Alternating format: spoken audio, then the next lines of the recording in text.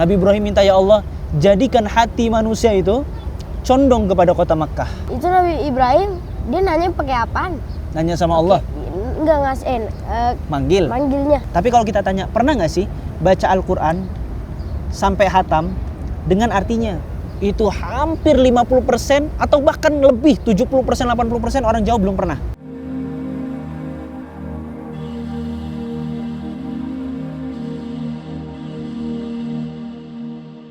Assalamualaikum warahmatullahi wabarakatuh.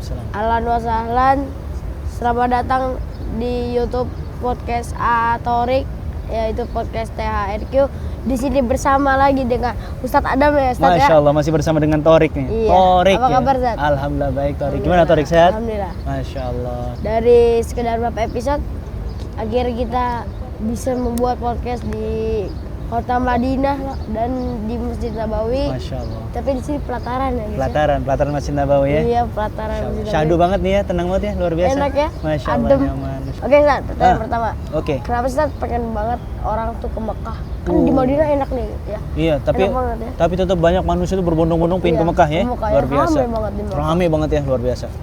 Memang gini, Thorik, kalau kita mau melihat bagaimana Allah Subhanahu wa taala itu berfirman di dalam Al-Qur'an menceritakan tentang doanya Nabi Ibrahim.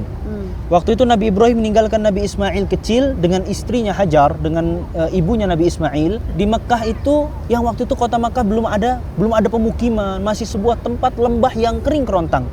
Allah Subhanahu wa taala berfirman, "Rabbi inni askantu min dzurriyyati biwadin ghairi zar'in inda baitikal muharram." Ya Allah, aku itu ninggalkan anak keturunanku di sebuah lembah yang kering kerontang, enggak ada tumbuhan sama sekali. Belum ada Ka'bah tuh. Ka'bah itu waktu itu tinggal pondasi. Pondasi kecil. Pondasinya aja, bangunannya belum ada. Nanti bangunannya itu dibangun oleh Nabi Ibrahim, ditinggikan lagi sama Nabi Ibrahim sama Nabi Ismail. Nah, akhirnya di antara doanya itu Nabi Ibrahim bilang, Rabbana liyuqimus shalah. Lihat, di tengah kondisi itu anak masih bayi sama ibunya, perbekalannya sedikit, kemudian nggak ada siapa-siapa di situ. Yang pertama kali diminta sama Nabi Ibrahim apa? Ya Allah, jadikan anak keturunan kami ini orang yang rajin sholat. Luar biasa. Nabi Ibrahim gak mikir nanti anak saya makan apa, nanti kerja apa. Enggak. Luar biasa ya. Yang pertama dipikir sama Nabi Ibrahim, yang penting gimana caranya anaknya rajin sholat. Kemudian baru Nabi Ibrahim bilang, waja'al af'idatan minan nasi tahwi ilaihim. Nabi Ibrahim bilang, ya Allah, ini cerdas Nabi Ibrahim doanya. Nabi Ibrahim minta, ya Allah, jadikan hati manusia itu condong kepada kota Makkah. Kenapa doanya itu agar manusia itu datang ke kota Makkah? Karena kalau manusia datang ke kota Makkah, otomatis Hajar sama Ismail punya teman. Kemudian yang kedua, bawa makanan, bawa minuman. Makanya luar biasa. Hati manusia itu akan selalu condong ke kota Makkah. Selalu cinta. Nabi itu cinta banget sama kota Makkah ya. Makanya luar biasa. Ditambah lagi, Allah Subhanahu wa taala memerintahkan Nabi Ibrahim, setelah Nabi Ibrahim meninggikan Ka'bah, Nabi Ibrahim diperintahkan untuk manggil manusia. Wa'adzin fin nasi bil hajj, kata Allah. Ibrahim, panggil mereka untuk melaksanakan haji. Ya'tu karijalan, mereka akan datang kepadamu dalam kondisi berjalan kaki. Wa ala kulli dhamirin, atau bahkan di atas kendaraan. Ya'tu min kulli fajjin amik, mereka datang dari lorong-lorong yang sangat amat sempit yang jauh. Manusia seluruhnya akan datang ke kota Makkah. Luar biasa. Itu perintah Allah. Maka Ibrahim akhirnya memanggil manusia. Awalnya subhanallah, dalam sebuah riwayat disebutkan Nabi Ibrahim itu ragu. Ya Allah, bagaimana saya bisa memanggil manusia? Sedangkan di situ masih sepi kan? Gimana caranya? Tapi kata Allah, udah laksanakan aja. Nabi Ibrahim manggil manusia untuk melaksanakan haji. Maka semua panggilan Nabi Ibrahim itu sampai ke seluruh sanubari manusia, bahkan yang belum lahir kala itu. Belum lahir. Makanya kata para ulama, terkadang orang itu dengan sendirinya dia dalam hati bilang gini, ya Allah, pingin banget ke Mekah. Kata para ulama, itu salah satunya adalah panggilan dari Nabi Ibrahim yang sampai ke dalam hati manusia meskipun dia belum lahir sebelumnya. Luar biasa. Itu Nabi Ibrahim, dia nanya pakai apaan? Nanya sama Allah. Enggak ngasihin, manggilnya. Manggil manusia. Tadi Nabi Ibrahim hanya, kan makanya dia bingung. Ya Allah, gimana saya manggil manusia? Ini di sini manusia dikit. Iya. Kemudian kan yang lain tersebar di muka bumi yang lain ya kan. Apalagi kita tahu Nabi Ibrahim datang dari Mesir ya, jauh lah dari tempat yang jauh gitu kan. Makanya gimana cara manggil manusianya?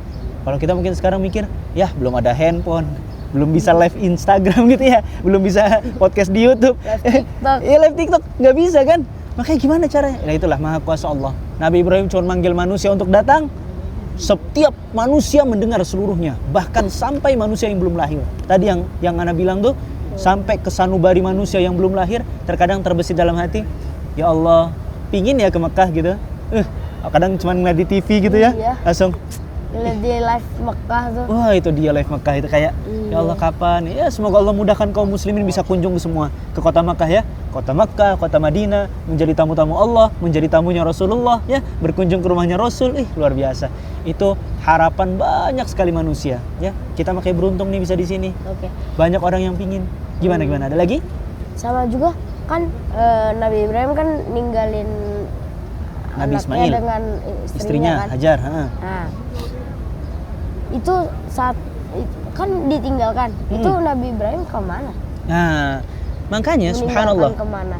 jadi sebelumnya Nabi Ibrahim itu melakukan perjalanan panjang dari satu tempat ke tempat lain, sampailah Nabi Ibrahim itu akhirnya mendapatkan istri Hajar. Hajar. Ya, sebelumnya kan istri yang pertama Sarah ya namanya ya. Oh iya. Namanya Sarah. Kemudian Nabi Ibrahim akhirnya disuruh Sarah untuk menikahi Hajar, maka akhirnya dari Hajar lahirlah Ismail. Setelah kurang lebih 86 tahun Nabi Ibrahim gak punya anak. Makanya orang yang teman-teman nih ya di rumah, masya Allah, yang mungkin masih belum dikaruniai Allah anak, Iya. jangan takut, jangan sedih. Jangan sedih. Jangan sedih, kenapa? Karena itu ujian yang sama yang Allah berikan kepada para nabi dan para rasul. Di antaranya Nabi Ibrahim, kemudian Nabi Zakaria. Nabi Ibrahim 86 tahun gak punya anak. Nah ketika Hampir seluruh hidup dia tuh. itu dia, makanya panjang kan usianya kan. Panjang. Nah ketika Nabi Ibrahim punya anak, Allah uji lagi. Allah uji lagi apa? Allah uji lagi. Itu anak baru lahir sama istrinya yang baru ngelahirin, disuruh ditaruh di Mekah coba. Iya, di ladang yang belum ada Tumbuhan sama sekali, nggak ada Bahkan manusia. Air pun nggak ada waktu itu. minum, belum ada. Makanya luar biasa. Kalau bercerita tentang kisah Nabi Ibrahim dan keluarganya, semuanya dapat ujian. Nabi Ibrahim dapat ujian, Sarah istri yang pertama dapat ujian, Hajar istri kedua dapat ujian, Ismail dapat ujian, semuanya dapat ujian. Luar biasa. Tadi kembali lagi ke pertanyaan Torik tadi. Terus emang kok bisa ditinggalin gitu? Emang terus Nabi Ibrahim pergi kemana gitu ya? Nabi Ibrahimnya balik lagi ke keluarganya. Keluarga yang Sarah. Ana lupa waktu itu antara di Palestina atau di Mesir. Tapi kalau nggak salah di Palestina. Di Palestina kala itu. Bayangin dari Palestina ke Mekah. Jauh itu Torik. Jauh. Makanya ketika Nabi naik Ibrahim unta ya? waktu itu wallahu alam nggak diceritain naik apa. Nggak diceritain naik apa. Tapi intinya itu Nabi Ibrahim jalan tuh. Waktu awal pertama kali Hajar sama Ismail ditinggalin di sisi Ka'bah. Ka'bah waktu itu belum ada bangunannya. Masih baru sisa pondasinya aja. Bebatu ya? Baru sisa batu pondasinya aja tuh. Iya. Karena hancur di zaman Nabi Nuh kena banjir bandang tuh. Oh, udah ada dari jauh. Ka'bah itu sudah ada sejak zaman Nabi Adam.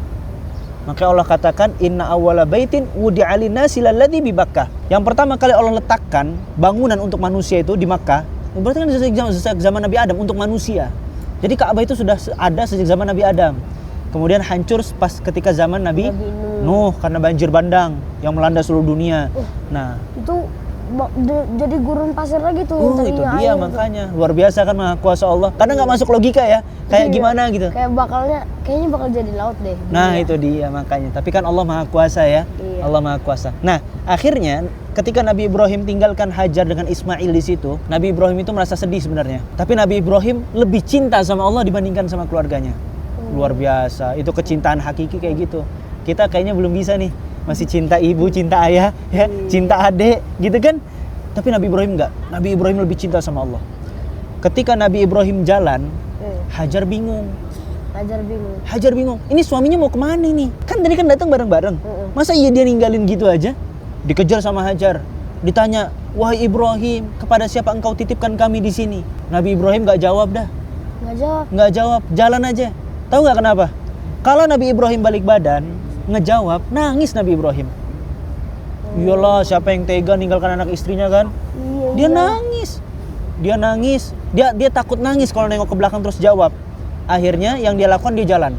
Dikejar lagi sama Hajar. Bilang lagi, wahai Ibrahim, kepada siapa engkau titipkan kami di tempat yang antah berantah ini? Akhirnya apa? Gak dijawab lagi sama Nabi Ibrahim. Sampai 3 kali Hajar nanya kayak gitu, gak dijawab sama Nabi Ibrahim. Nabi Ibrahim tetap jalan aja. Nabi Ibrahim gak mau nengok belakang, karena kalau dia nengok belakang pasti nangis. Akhirnya Hajar tahu, karena Hajar itu wanita yang cerdas dan solehah. Jadi dia tahu ternyata kayaknya pertanyaan dia deh yang salah. Makanya Nabi Ibrahim gak jawab. Akhirnya dirubah pertanyaannya. Jadi apa? Hajar nanya sama Nabi Ibrahim, Allahu amaraka bihada. Ibrahim, apakah Allah yang memerintahkan ini semua? Itu pertanyaan yang keempat tuh. Iya, yang keempat. Ibrahim, ini Allah yang kasih kearahan seperti ini. Maka Nabi Ibrahim cuma ngangguk. Kalau gitu kata Hajar, Allah nggak akan meninggalkan titipannya. Pasti akan Allah jagain. Akhirnya Nabi Ibrahim jalan sampai sudah jauh. Pas nengok belakang udah nggak ngeliatan lagi. Baru Nabi Ibrahim tadi doa. Minta sama Allah, minta agar anaknya rajin sholat, manusia datang. Kemudian bawa apa? Nah, agar diberikan rezeki, makanan, buah-buahan. Bayangin tanah tandus gitu, tapi Nabi Ibrahim minta buah-buahan. Masuk akal nggak? Enggak. Kayak nggak masuk akal kan? Tapi sekarang bisa dilihat sama di Mekah, buah-buahan apa aja ada, banyak sekali. Iya ya. Ajib ya. Maka kata para ulama itu diantara doa Nabi Ibrahim. Makanya kalau cerita tentang Nabi Ibrahim, tentang Makkah, tentang Madinah, ceritanya luar biasa panjang. Nah, nih nasihat buat aku, buat AA, sama buat teman-teman di rumah. Apa tuh? Iya, kalau bisa kita itu ya kenal sama sejarah tentang nabi-nabi kita terdahulu, terutama Nabi Muhammad. Anda tuh sering bilang gini sama orang-orang tuh ya, sama teman-teman kalau pas lagi ngumpul, saling ngasih nasihat. Pernah nggak sih kita itu baca Al-Quran sampai hatam? Pernah nggak sih kita itu baca Al-Quran sampai hatam? Ya kalau ditanya gitu hampir 90% orang jawab pernah lah. 90% dari Al-Fatihah, dari Bismillahirrahmanirrahim sampai minal jinnati wan nas, insya Allah hampir 90% jawab pernah hatam Quran. Tapi kalau kita tanya, pernah nggak sih baca Al-Quran sampai hatam dengan artinya? Itu hampir 50% atau bahkan lebih 70%, 80% orang jawab belum pernah. Gimana dia mau selamat sedangkan buku panduan aja nggak pernah dia baca? Sekarang kita tanya lagi, oke, dia baca Al-Quran nggak pakai arti, emangnya dia ngerti? Dia orang Arab nih, paham. Sampai dia, udahlah saya nggak butuh artinya, nggak butuh terjemah lah, paham saya. Sejago itu dia? Iya. Kan nggak juga. Nah, kenapa nggak pernah baca itu? Itu yang pertama. Kenapa nggak pernah baca Al-Quran pakai artinya? Kita nggak perlu bicara tafsir dulu nih, artinya aja minimal. Terus yang kedua, ini nasihat yang kedua. Katanya kita itu umatnya Nabi Muhammad, cinta sama Nabi Muhammad. Iya. Bener nggak? Bener kan? Bener. Ngakunya umat Nabi Muhammad ya? Iya. Sekarang kita tanya deh, pernah nggak baca sirah Nabi Muhammad? Dari lahir sampai beliau wafat. Tuh teman-teman, pernah nggak? Kalau katanya ngaku cinta sama Nabi, pernah nggak tuh? Gimana mungkin seseorang bisa jatuh cinta sama seseorang kalau nggak kenal?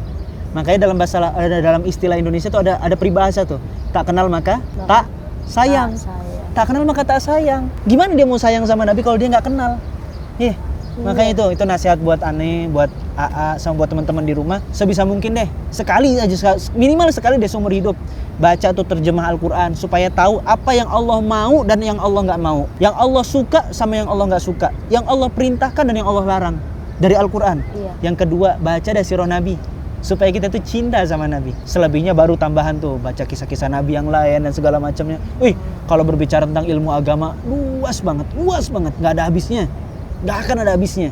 Makanya kalau ada orang bingung, gue belajar apa lagi ya? Berarti tak ketahuan nih orang gak belajar.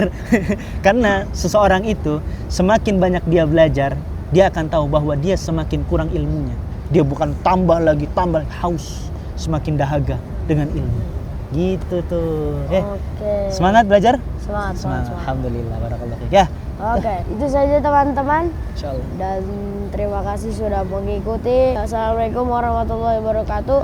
Jangan lupa like, comment, subscribe. Dadah. Waalaikumsalam, dadah.